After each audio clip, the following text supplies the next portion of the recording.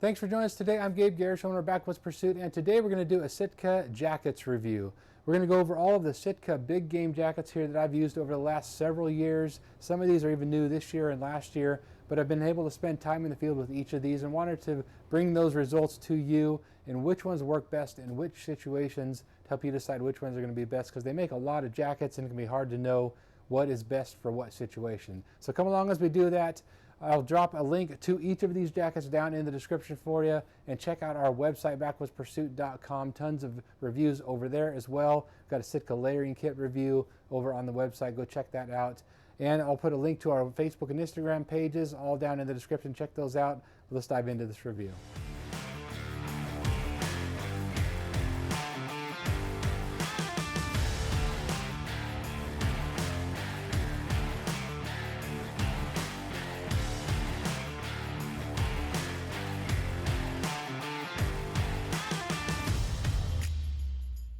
All right, so what do we have here in this video? We've got the Kelvin light down, we've got the Aero light, the Jetstream, the ambient jacket and the ambient hoodie, and the Traverse jacket and the Traverse hoodie. I included the Traverse hoodie and the ambient hoodie because they can be a jacket if you want them to be an outer layer. They can also be a layering piece if you choose to do that, but wanted to include those in this lineup to give them their place in the Sitka jacket lineup. Now, we did a full video on the ambient collection and the differences there, so you can go check that out. I'll put a card up here for that.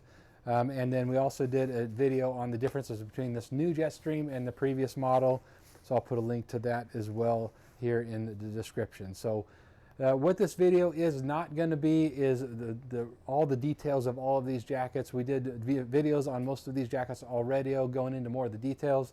I just wanted to cover how they fit into a layering system and the warmth differences between these, so you can decide what's going to be best for you in the various seasons you may be hunting in. So if you want more details, go check out those videos. All right, now as far as differences between the weight of all these jackets, and this is not necessarily in the order of warmth, but just the order of weight, or each of these weighs, and I wrote this all down because I won't memorize it. The Traverse hoodie over here is 26.1 ounces, and again, I should mention, all of these are in a size large, and that's the size that fit me. With the change in sizes with the Jetstream here, that was what the size that fits me now. It used to be the XL in the Jetstream, but that was one of the changes that they made. So this is actually the large tall. I had to go with large tall rather than the large in this, but I covered more of that in that video. But all these are size large except for the Jetstream, which is a large tall. I needed that for the sleeve length. So the Traverse in a size larger, Traverse hoodie, came in at 26.1 ounces. The Traverse jacket, so basically no hood, that came in at 25.7.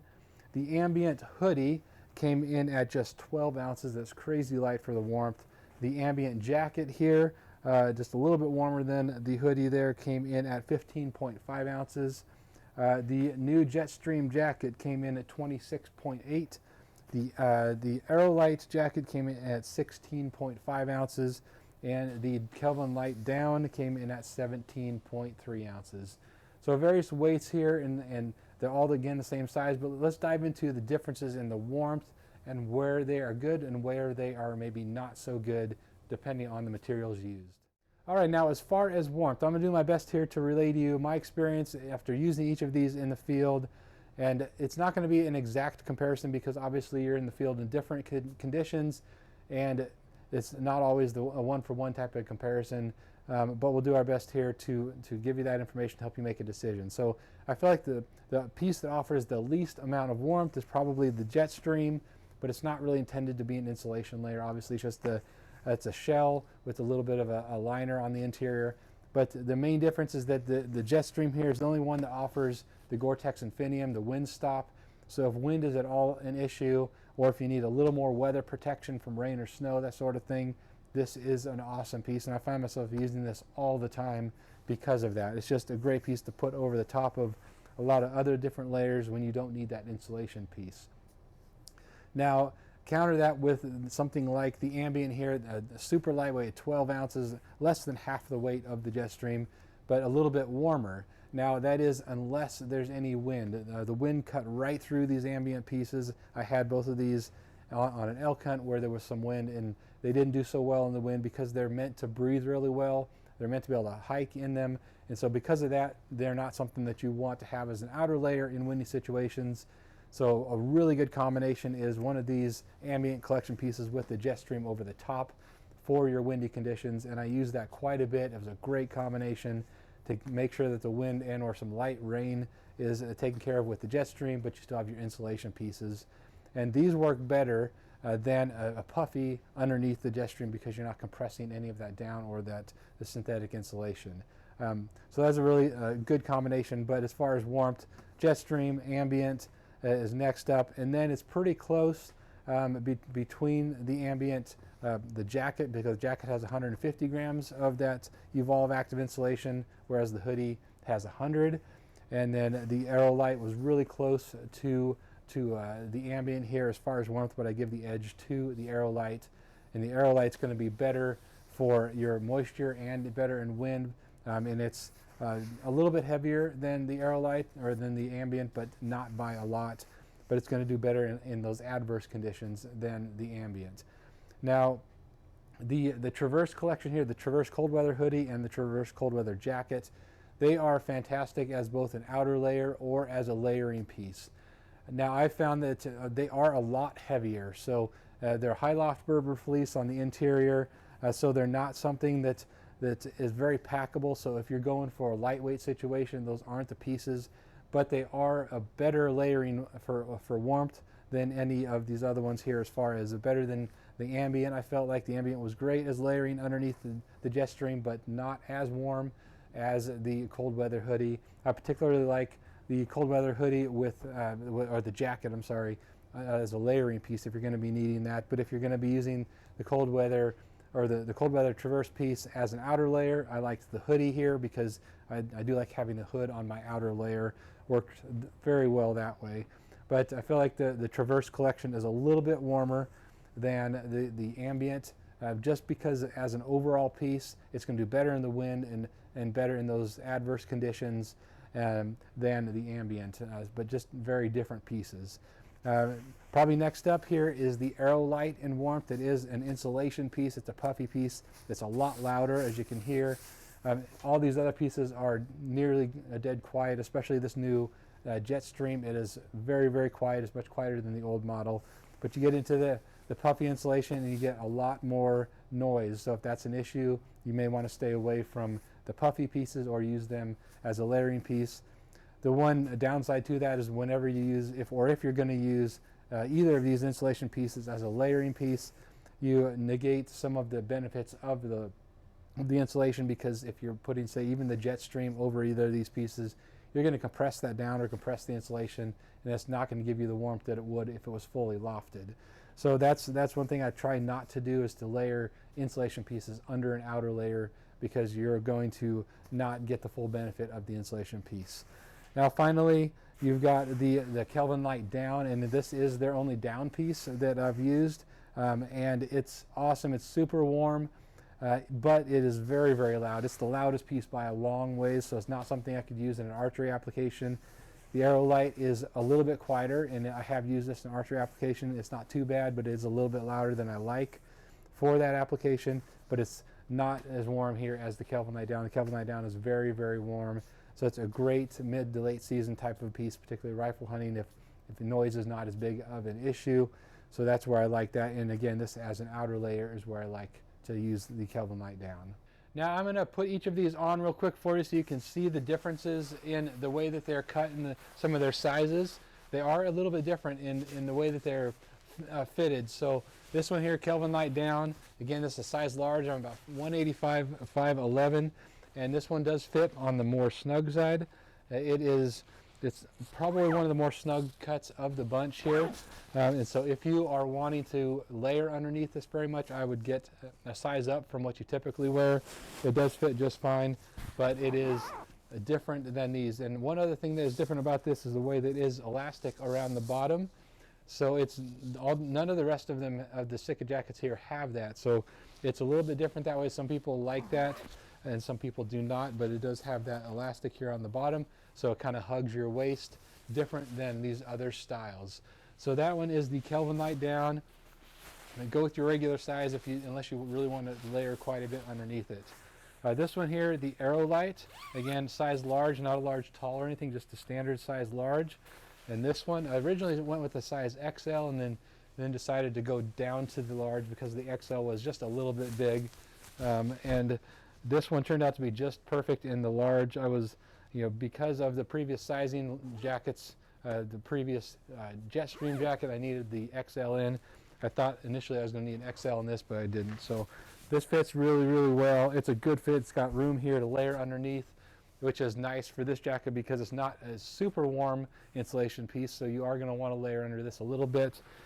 So it's really a good fit. It's probably one of my favorite fits of all the jackets here as far as these insulation pieces. Now on the Jetstream here, now this again is the new Jetstream, the one that just came out here recently. Sizing update on this is really good in that the other ones you definitely had to size up and go size up and get the tall version so that they were long enough to come down. This one, again, a size large, tall, interesting. I started with a large on this, and it was probably that much too short on the sleeves for me. I do have longer arms, so that could be part of that, but interestingly, don't have to do that to any of the other Sitka jackets. So as you can see here, it is very much cut better than the old style. It's got enough room here to layer underneath, which is nice because you can layer any of these pieces very, very comfortably with this. So it's definitely a win on the cut and the update on the Jetstream here.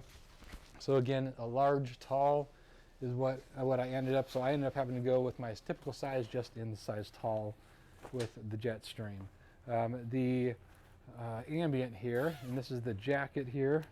I'll go ahead and throw this on. This one is also a very good fit. It fit size large very well. I didn't have to layer a ton underneath this, maybe 2 base layers or so, but it worked really well in that situation. Not a ton of layering underneath this because you're not going to want to do that too much, but this does work really well as a piece to go underneath the Jetstream as well. So as you can see here, really good fit on the ambient. Again, you can layer a bit underneath it. It's not too much there, but it's, again, really, really quiet.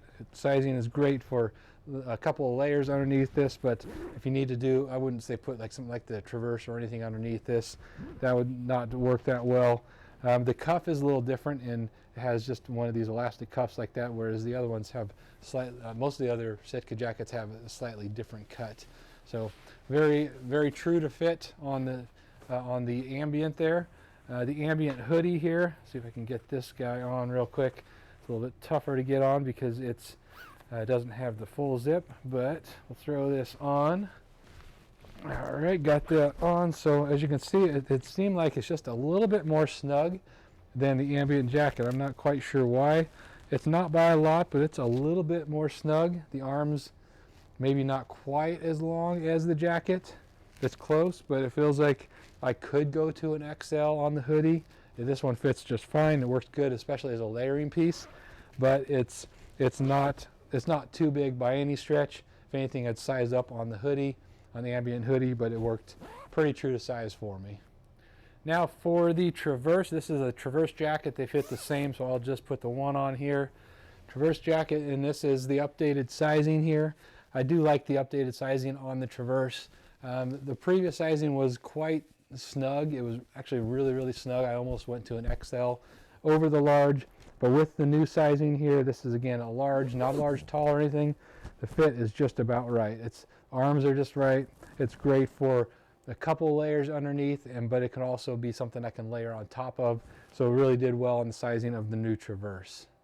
All right, the last thing I wanted to do here is to go over each piece individually and kind of share how I would use these, or where I would use them and where I wouldn't, where they're going to excel and where they're not, to help you decide which pieces might be the best fit for your particular needs. Let's start with the Kelvin Light down here. This is, of course, the down piece. It's the warmest one that I've tested. I know they make some warmer jackets, but it's the warmest one that I've tested in this lineup here. It's down. It's very lightweight. It's very compressible, so it's great for backpacking, great for your cold weather hunts when weather is really going to be cold out there. It's going to be nasty. Where it's not good is you don't want to layer over the top of this. Down particularly is sensitive to being compressed, so if you're going to say we put the jet stream over the top of this, you're going to lose a lot of the warmth that this jacket offers. So you really want to ideally use this as an outer layer, or if you have to wear something over the top of it, some kind of layer, just something very, very loose that isn't going to compress that down.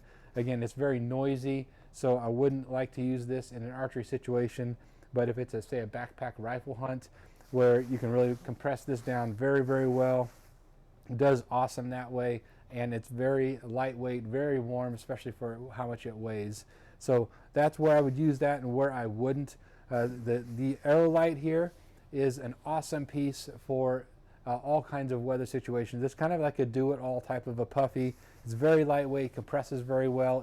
It's good, pretty good in the wind. Not as good as the jet stream, but pretty good in wind. It's very good in wet weather too. This insulation, this new Aerolite insulation that they've got in here, does awesome even if it gets wet. So it's going to retain the most of all of these. If it does get wet, it's the most insulating capabilities of all these when it does get wet. So it's kind of one of those pieces that you kind of hate to not ever take with you because of what it offers. It's a great all-around piece. Where it's not awesome is it is a little bit on the noisy side for archery application. Again, it's not too bad, but it's a little bit on the noisy side. I wish it was a little bit quieter. If it was just a little bit quieter, it would be one of those pieces that is really, really tough to beat. But it's awesome that way. It's a piece you just take with you just about everywhere, because I always like to have an insulation piece with me when I'm out, because weather can just turn so fast on you in the mountains. The jet stream here, it's just a great piece to have, particularly in weather when it's maybe on the cold side but not really cold, because it can be an awesome piece in conjunction with any of these right here as far as layering over the top of. It does a good job in wind, awesome job in wind, pretty good job in rain. I've had this out in about 3-4 hours of rain before it started to soak through, so it does pretty well in the rain, even though it's not a rain jacket. So I really like this also as a mid-October type of a piece, because it has those pit zips. I can hike in this pretty well and not overheat. I can just unzip the pit zips and I'm good to go that way. It does really well and allows you to use this in a wide range of temperatures without overheating, but it also offers pretty good warmth if you wanted to make sure that wind doesn't cut through you, because I found that if you can keep the wind off of your base layers are going to be good for a lot wider range of temperatures. So it ended up being a piece that I take a lot of the time. You know, sometimes, not in early archery season, you typically don't need something like this, but as you get into maybe late September, early October, mid-October, it's an awesome piece. Even into late October and into November, depending on the situation, I might take this with me. Now the ambient here, the ambient jacket and the ambient hoodie. Now 100 grams of their active insulation and 150. These are just awesome pieces. They're new here in 2022 for Sitka. They are great if you are going to be in the type of situation where maybe temperatures aren't terribly cold. If you want to use this as an outer layer, they're very quiet, so they work great for the archery application. They don't compress quite as well as the insulation pieces, but they're not too bad. But they breathe really, really, really well. You can hike in these better than you can any of the puffies. So if you are doing a lot of hiking, these are absolutely better for that. But they do offer some warmth that way, but not quite as much as the Aerolite. I did find that this was mostly sufficient for the archery season. Of course, temperatures can range quite a bit, but I used these pieces quite a lot during the archery season, and they were awesome. They also work really well as a layer underneath this jet stream, because these aren't good in the wind, but the jet stream is great in the wind, so they are a really good combination.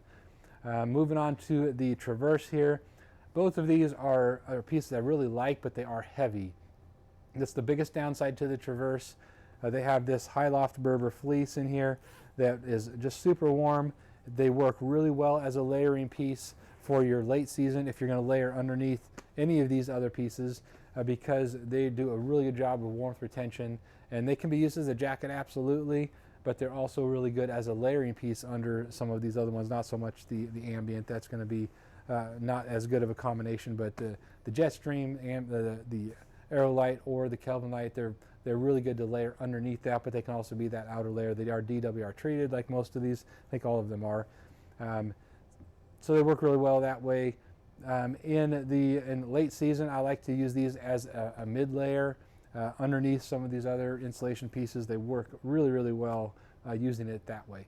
So that's kind of how I use each of those. I would not use these traverse pieces on a backpack style hunt or anything where weight is of concern.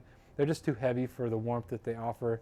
You can do better with some of these other ones as far as the warmth to weight, but they do excel a little bit more than some of these other ones as a layering piece. If you get into some really cold weather, sometimes you have to sacrifice that weight and go ahead and take those if the temperatures are going to call for that. So that is a quick rundown of the Sitka Jackets. Please drop any questions or comments for us. If you have any, I'd love to help you out, point you in the right direction there. I'll put a link to all of these Sitka Jackets down in the description for you so you can check them out for yourself.